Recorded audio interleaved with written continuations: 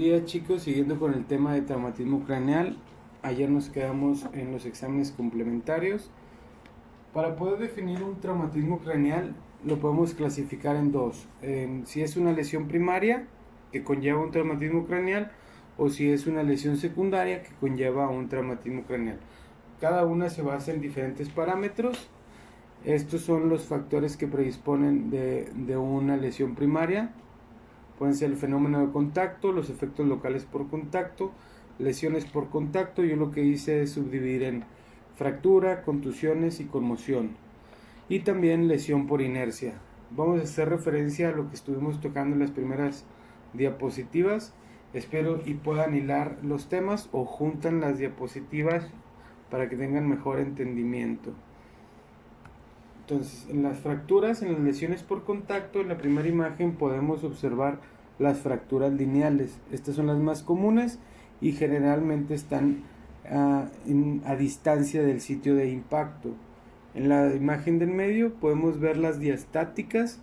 Estas son a través de las suturas, como ya lo hemos visto en craneosinostosis o en las deformidades craneales. Y en la tercera imagen tenemos unas fracturas hundidas. Estas son más probables por laceraciones de la dura madre y del cerebro. Tenemos las contusiones por golpe. Esta se da por el impacto. Hay una deformidad craneal. Esta deformidad craneal presiona el cerebro, lesiona los vasos. Entonces es muy común que se lesione el lóbulo frontal. Y también va a incluir, como en las diapositivas anteriores, habíamos visto el área orbitaria, la corteza alrededor de la cisura de Silvio y la escara lateral e inferior del lóbulo temporal. Tenemos la lesión a distancia por contacto. Aquí hay una deformidad craneal por las ondas de choque. Tenemos dos: las contusiones por contragolpe y las fracturas a distancia. Las contusiones por contragolpe las podemos dividir en dos: en el daño tisular y en el daño vascular. Y las fracturas a distancia podemos decir que es por el impacto en porción con mayor grosor que se propaga en líneas de menor resistencia. Todos hemos aventado una piedrita, un charco, una línea, y se ven como unas ondas que van de menor a mayor. Pues así es con la lesión a distancia, una fractura a distancia. En las lesiones por inercia tenemos dos: la desaceleración y la aceleración. La aceleración la podemos definir como la cabeza móvil es impactada, y en la desaceleración la cabeza en movimiento es impactada por un objeto inmóvil. En las conmociones es por una aceleración rotacional sobre la unión del mesencéfalo alto y del tálamo. Aquí hay una presencia de una disfunción transitoria del sistema reticular que explica la pérdida del estado de vigilia. En las contusiones por contragolpe, las áreas que se van a ver afectadas son las focales superficiales con una lesión vascular, y hay una consecuencia, o se debe por una consecuencia de la aceleración. Entonces, el movimiento del cerebro causa una tensión o una presión negativa en una área opuesta. Es como el golpe que se siente cuando se cae. Se presenta, por ejemplo, en la parte de la bóveda craneal, y el lado opuesto sería el lóbulo frontal.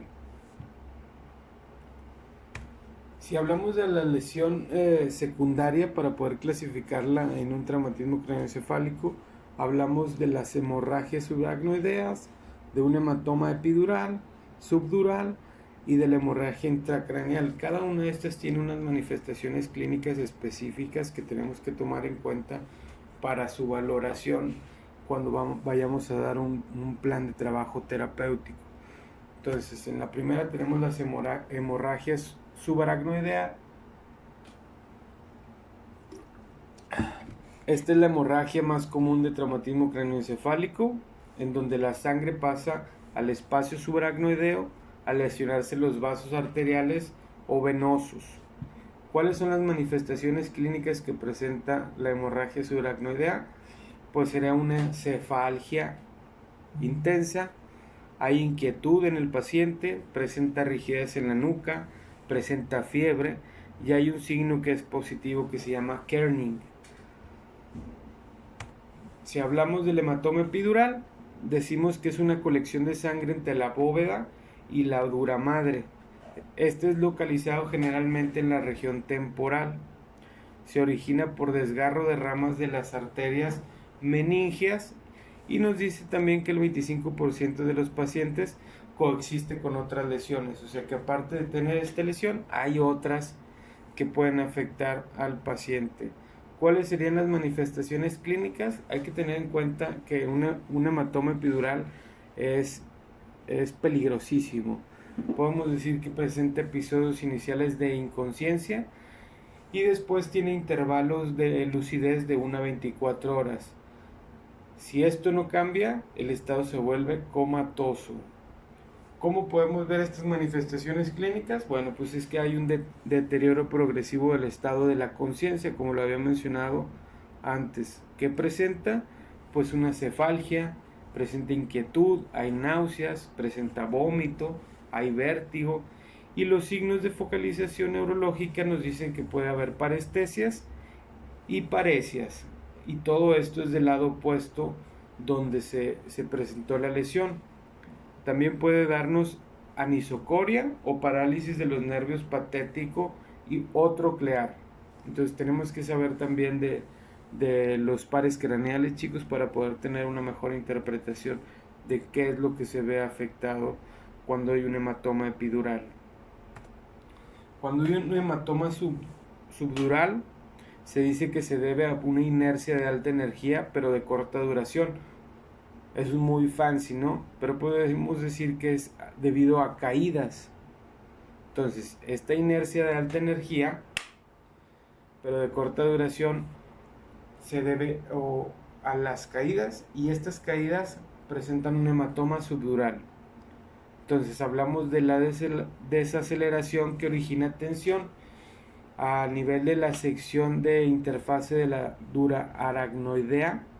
Estas son las capas. Entonces se encuentran comprometidos los vasos superficiales y los vasos venosos. ¿Cuáles serían las manifestaciones clínicas del hematoma subdural? Pues aquí ya presenta convulsiones, hay vómitos, hay irritabilidad, presenta estupor, presenta rigidez en extremidades y hay un clonus aquileo discontinuo. Ya hemos hablado, creo, antes del clonus a nivel del tendón de Aquiles. En una hemorragia intracraneal, estas generalmente afectan a los lóbulos frontal y temporal. Se presentan como hematomas grandes acompañados de contusiones corticales extensas por el desgarro de vasos largos y profundos. Los hematomas pequeños están relacionados al afecto profundo de las ondas de choque y la inercia, como lo habíamos visto en las diapositivas pasadas. ¿Cuáles serían las manifestaciones clínicas de la hemorragia intracraneal? Pues se dice que es corto periodo de inconsistencia. Este periodo de inconsistencia se puede decir que es debido a la pérdida de la conciencia a un nivel inconsciente. Presenta también intervalos de lucidez, presenta estupor, hay una desorientación en base al periodo de inconsciencia, después vuelve con irritabilidad y como término último se dice que estos pacientes se ponen agresivos.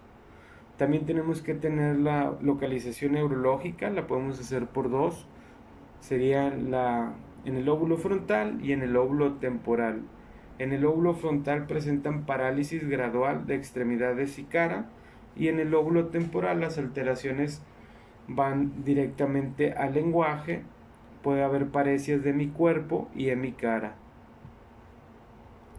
Para nosotros poder generar un tratamiento en el área médica dicen que el objetivo principal es mejorar la tasa de mortalidad, o sea que sea menor, y que tiene que ser posterior a una situación funcional, o sea el tratamiento es que no muera pero que quede funcional después del traumatismo craneal. Entonces ellos lo dividen en dos, en la vía aérea y en las medidas generales. En la vía aérea podemos decir que es por frecuencia de apneas y riesgo de hipoxia. Entonces las personas o los médicos lo que hacen es intubarlos o realizar una traqueostomía, y todo esto depende de la lesión facial que tenga el paciente o del nivel de severidad en la que se encuentre.